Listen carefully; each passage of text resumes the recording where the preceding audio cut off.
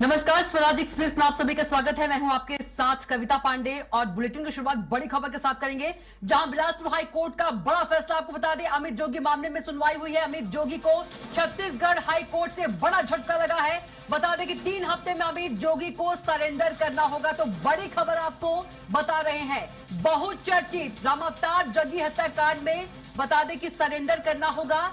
JCCJ अध्यक्ष अमित जोगी ने फैसले को अन्यायपूर्ण बताया। फैसले के विरोध में सोशल मीडिया पर पोस्ट भी किया। लिखा, उच्च न्यायालय ने बिना सुनवाई के मात्र 40 मिनट में सीबीआई के अपील को स्वीकारा। मेरे साथ गंभीर अन्याय हुआ है। उम्मीद है कि सर्वोच्च न्यायालय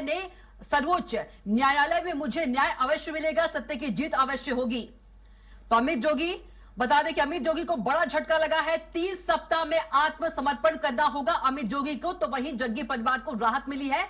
और अमित जोगी की यदि हम बात करें तो अमित जोगी ने इस फैसले को अन्यायपूर्ण फैसला बताया है और फैसले के विरोध में सोशल मीडिया पर पोस्ट भी किया है। उच्च न्यायालय ने बिना सुनवाई के मात्र 40 मिनट में सीबीआई के अपील को स्वीकारा है। मेरे साथ गंभीर अन्याय हुआ है, तो सत्य की जीत अवश्य होगी, अमित जोगी ने पोस्ट किया है। जेसीसीजे अध्यक्ष अमित जोगी ने फैसले को अन्यायपूर्ण बताया है। तो बिलासपुर हाईकोर्ट का बड़ा फैसला आपको बता रहे हैं, जग्गी हत्याकांड से जुड़ी बड़ी खबर आपको बता रहे हैं।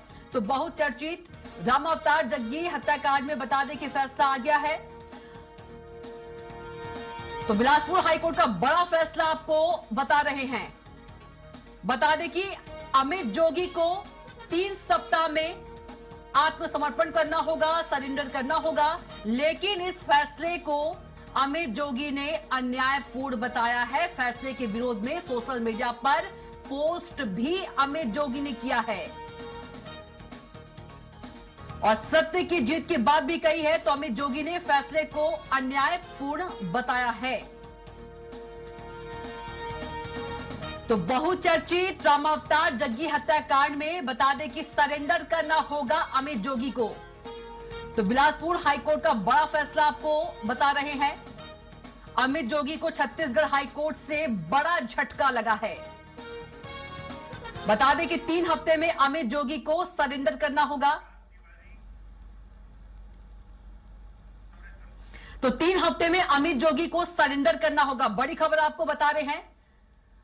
और इस फैसले को अमित जोगी ने अन्यायपूर्ण बताया है, बेहद गंभीर अन्याय बताया है अपने खिलाफ और कहा है कि सत्य की जीत अवश्य होगी। तो 3 हफ्ते में अमित जोगी को सरेंडर करना होगा। तो बड़ी खबर आपको बता रहे हैं, बहुचर्चित राम अवतार जग्गी हत्याकांड में फैसला आ गया है और अमित जोगी को अब 3 सप्ताह में आत्मसमर्पण करना होगा। और इस फैसले को अन्यायपूर्ण बताया है अमित जोगी ने। और चलिए इसी खबर पर ज्यादा जानकारी के साथ हमारे संवाददाता भी हमारे साथ जुड़ गए हैं। रायपुर से राहुल अग्निहोत्री जुड़े हैं और बिलासपुर से निशांत तिवारी जुड़े हैं। सबसे पहले राहुल के पास चलेंगे। राहुल, एक तरफ जग्गी परिवार को राहत मिली है तो दूसरी तरफ अमित जोगी को बड़ा झटका लगा है और इस फैसले को अमित जोगी ने अन्यायपूर्ण बताया है। उन्होंने कहा, पोस्ट भी किया है कि मेरे साथ अन्याय हुआ है और सत्य की जीत अवश्य होगी। राहुल,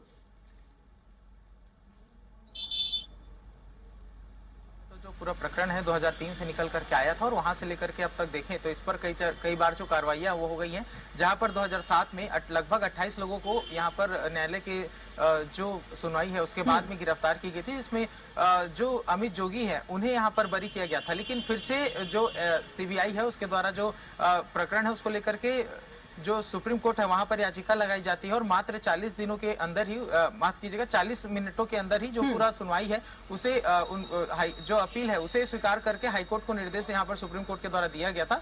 अब उसके बाद में देखा जाए तो फिर से जब पूरे केस की फाइल खुली तो यहाँ पर उस टाइम भी सोशल मीडिया के माध्यम से जो अमित जोगी है वो सामने आए थे और उन्होंने कहा था कि उन्हें पर्याप्त समय नहीं दिया जा रहा है, उन्हें तमाम जो तथ्य हैं उसे जांचने के लिए एक बार फिर से समय लगेगा, क्योंकि जो केस है वो काफी पुराना था और 2007 में जब सुनवाई हुई थी तो उस टाइम उनके जो तत्कालिक जो वकील थे उनकी मृत्यु हो चुकी है, तो उन्हें फिर से वकील ढूंढना पड़ेगा। फिर से कई हजार पन्नों का जो दस्तावेज था उसे फिर से खंगालने की आवश्यकता पड़ेगी, पूरे तथ्यों को समझने का प्रयास करना पड़ेगा। तो ऐसे तमाम जो बातें हैं वो अमित जोगी के द्वारा की गई थी। अपने प्रशंसकों से उन्होंने समर्थन भी मांगा था। लेकिन अब देखें तो जिस तरीके से कल का यदि बात करें तो कल फिर से जब फैसला आया था तो वहां पर उन्हें 50,000 के बॉन्ड के साथ जमानत दी गई थी। लेकिन हाईकोर्ट ने जब फिर से सुनवाई की है तो हाईकोर्ट में अमित जोगी के द्वारा फिर से जो समय है वो यहाँ पर मांगा गया था, ताकि जो वकील है वो दस्तावेज को फिर से आकलन कर सके, उसके आधार पर जो आगे का जो केस है वो किस तरीके से लड़ा जाएगा इस पर रणनीति तैयार कर सके। लेकिन इस पर कविता जो हाईकोर्ट है उसने साफ तौर पर कहा था कि यदि फिर से डेट को आगे बढ़ाया जाता है तो सुप्रीम कोर्ट की जो आदेश है उसकी अवमानना हो जाएगी। और इसको मद्देनजर रखते हुए उन्होंने आज ही जो सुनवाई हो रखी हुई थी और अंतिम सुनवाई के तहत जो अमित जोगी हैं उनके ऊपर संकट के बादल काफी छाए हुए थे और एक बड़ा झटका उन्हें हाईकोर्ट से लगा है, जहां पर देखा जाए तो हाईकोर्ट ने साफ तौर पर कहा है कि 3 हफ्ते के अंदर उन्हें बिल्कुल राहुल 3 हफ्ते में आत्मसमर्पण करना होगा। और निशांत तिवारी भी बिलासपुर से जुड़े हैं। निशांत तिवारी, फैसले के बाद यदि हम बात करें, रामावतार जग्गी के बेटे जो है सतीश जग्गी बेहद ही भावुक नजर आए। उन्होंने कहा कि देर हुई लेकिन अंधेर नहीं।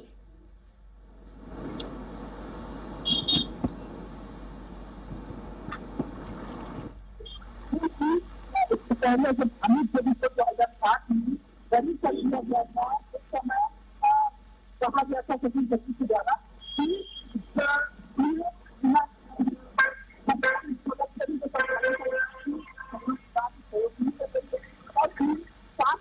अभाव में छोड़ा जा रहा है, लेकिन पर्याप्त विकास है वो मौजूद है।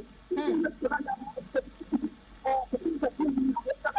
इसके बाद ही जब राज्य सरकार ने सीबीआई के मध्य जब मामला था उसके बाद सतीश जग्गी आज ही कल ये जो फैसला है वो हमारे पक्ष में आएगा। और जब सीबीआई ने सुप्रीम कोर्ट में अपील करने के बाद किसी केस को रीओपन किया गया और जब हाईकोर्ट को सौंपा गया और आज जो सुनवाई हुई है 40 मिनट की सुनवाई हुई है, इसलिए लगभग जो रामावतार जग्गी नेता है उनके पक्ष में एक पूरा फैसला आया है और अमित जोगी को दोषी करार दिया गया है और 3 हफ्ते के भीतर अमित जोगी को सरेंडर करना होगा। ऐसा डिवीजन फैसला चुना है। आपको बता भी चलता यहाँ पर जो ऐतिहासिक फैसला है क्योंकि ये जो मामला है 2003 से चलता आ रहा था और लगभग इसमें 17 साल बीत गए हैं और ये मामला अभी तक रद्द नहीं हुआ था। और सतीश जो जग्गी है उनके बेटे हैं वो लगातार लगे हुए थे कि उनको विपक्ष से न्याय मिलेगा और बिल्कुल निशांत, जग्गी परिवार ने कहा कि न्याय मिला है। अब बने रहेगा। राहुल के पास चलेंगे। राहुल, केस 20 साल पुराना मामला है और केस रीओपन होता है और इसमें अमित जोगी को बड़ा झटका लगता है।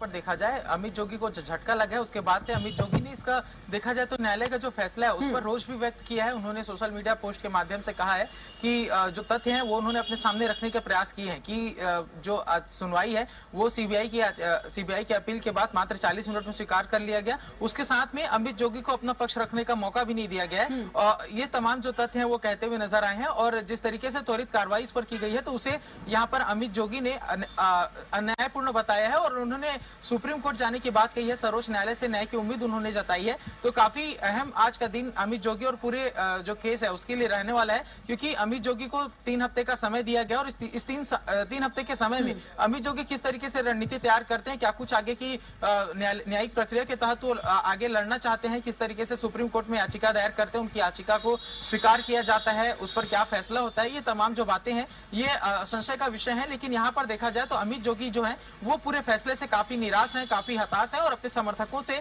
उनके लिए दुआ करने की बातें लगातार वो कहते हुए नजर आ रहे हैं। जी कविता। बिल्कुल राहुल, बहुत ही शुक्रिया आपका हमारे साथ जुड़ने के लिए और निशांत आपका भी बहुत शुक्रिया जानकारी देने के लिए।